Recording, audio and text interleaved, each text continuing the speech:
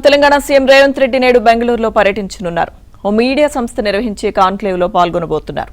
అనంతరం హైదరాబాద్ కు తిరిగి రానున్నారు.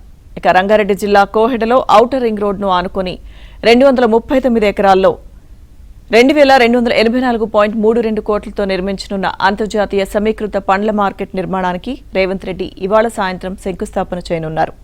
అలాగే 4 ఎకరాల్లో నిర్మించనున్న సమీకృత సబ్ రిజిస్ట్రార్ కార్యాలయాల భవనానికి కూడా ఆయన భూమి పూజ చేయనున్నారు. అనంతరం అక్కడే ఏర్పాటు చేసిన భారీ బహిరంగ సభలో రేవంత్ రెడ్డి ప్రసంగించనున్నారు. ఇందుకు సంబంధించి అన్ని ఏర్పాట్లు పూర్తయ్యాయి.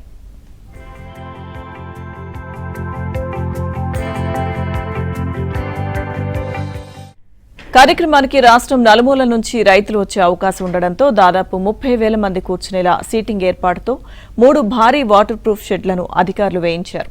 అలాగే వాహనాల పార్కింగ్ కోసం 30 ఎకరాల ప్రైవేట్ భూమిని చదును చేసి అందుబాటులో ఉంచారు. కార్యక్రమాల ఏర్పాట్లను వ్యవసాయ శాఖ మంత్రి తుమ్మల నాగేశ్వరరావు, ఎంపీ చామల కిరణ్ కుమార్ రెడ్డి, ఎమ్మెల్యే మల్రెడ్డి రంగారెడ్డిలతో కలిసి పరిశీలించారు.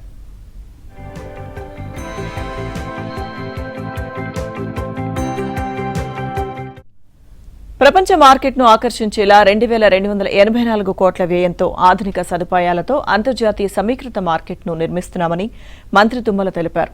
కోహెడలో నిర్మిస్తున్న ఈ ప్రాజెక్ట్ వ్యవసాయ, మార్కెటింగ్ రంగానికి మైలురాయిగా నిలవనుందన్నారు. ఓఆర్ఆర్ పక్కనే సమీకృత మార్కెట్ ఉండాలనే సీఎం ఆలోచనకు అనుగుణంగా 239 ఎకరాలకు మార్కెట్కు ఉచితంగా కేటాయించామని తెలిపారు. మార్కెట్ నిర్మాణం పూర్తయితే ప్రత్యక్షంగా 14,000 మందికి, పరోక్షంగా 20,000 మందికి లబ్ధి చేకూరనుందని, ఏటా మార్కెటింగ్ శాఖకు 8,000 కోట్ల ఆదాయం వచ్చే అవకాశం ఉందని చెప్పారు.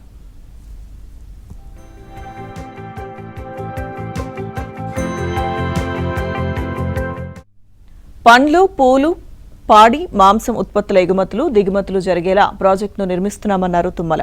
ప్రతిపక్షాలు రైతుల కష్టాలను కూడా రాజకీయంగా వాడుకోవాలని చూస్తున్నాయని, బీఆర్ఎస్, బీజేపీలు సహాయ నిరాకరణ చేస్తున్నాయని మండిపడ్డారు. చామల మాట్లాడుతూ 10 ఏళ్లు పాలించిన బీఆర్ఎస్ ఆనాడు మార్కెట్ను ఎందుకు అభివృద్ధి చేయలేదో కేటీఆర్ సమాధానం చెప్పాలని డిమాండ్ చేశారు. తెలంగాణ ఉత్పత్తులను దేశ విదేశాల్లో అమ్ముకునేలా మార్కెట్ రూపుదిద్దుకుంటుందని అన్నారు.